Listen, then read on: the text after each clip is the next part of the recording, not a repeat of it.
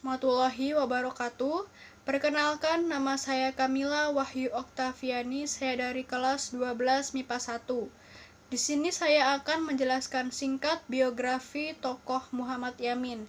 Muhammad Yamin lahir pada tanggal 24 Agustus tahun 1903 di Sawalunto, Sumatera Barat. Beliau meninggal pada tanggal 17 Oktober tahun 1962 di umur 59 tahun. Beliau juga merupakan salah satu sastrawan, budayawan, sejarawan, politikus, serta sebagai ahli hukum yang dihormati sebagai pahlawan nasional Indonesia. Beliau juga merupakan salah satu perintis puisi modern Indonesia dan pelopor Sumpah Pemuda, sekaligus pencipta imaji keindonesiaan yang mempengaruhi sejarah persatuan Indonesia.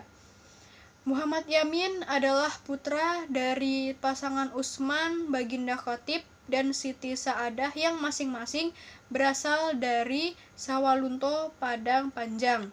Ayahnya memiliki 16 anak dan dari 5 istri yang hampir keseluruhannya kelak menjadi intelektual yang berpengaruh. Saudara-saudara Muhammad Yamin antara lain Muhammad Yaman. Muhammad Yaman adalah seorang pendidik.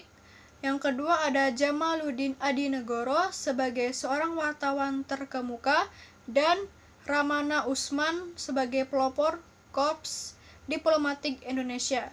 Selain itu, Muhammad Yamin juga memiliki sepupu yang bernama Muhammad Amir, juga merupakan tokoh pergerakan kemerdekaan Indonesia. Muhammad Yamin mendapatkan pendidikan dasarnya di Hollands Inlandse School atau HIS di Palembang. Kemudian ia melanjutkannya di Aljem Middelbare School atau AMS di Yogyakarta. Di AMS Yogyakarta, ia mulai mempelajari sejarah purbakala dan berbagai bahasa seperti Yunani, Latin, dan KEI. Namun setelah tamat, niat untuk melanjutkan pendidikannya ke Leiden. Dia saat di Belanda harus diurung karena ayahnya telah meninggal dunia.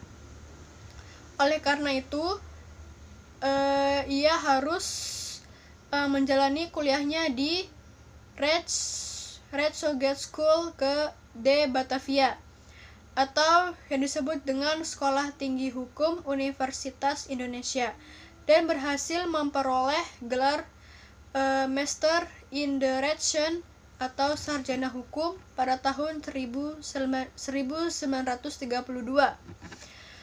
Penghargaan yang telah didapati oleh Muhammad Yamin antara lain, yang pertama ada Bintang Mahaputra Republik Indonesia. Tanda penghargaan ini adalah tanda penghargaan tertinggi dari Presiden Republik Indonesia atas jasa-jasanya pada nusa dan bangsanya. Yang kedua ada tanda penghargaan dari Korps Polisi Militer sebagai pencipta lambang Gajah Mada dan Dharma Korps. Yang ketiga ada tanda penghargaan Panglima Kostrat atas jasanya yang menciptakan Pataka Komando Cadangan Strategis Angkatan Darat. Sekian dari penjelasan singkat saya mengenai biografi tokoh Muhammad Yamin. Semoga tokoh ini tidak sering dilupakan. Kita akan selalu mengenang jasa-jasa para pahlawan kita. Sekian dari saya. Wassalamualaikum warahmatullahi wabarakatuh.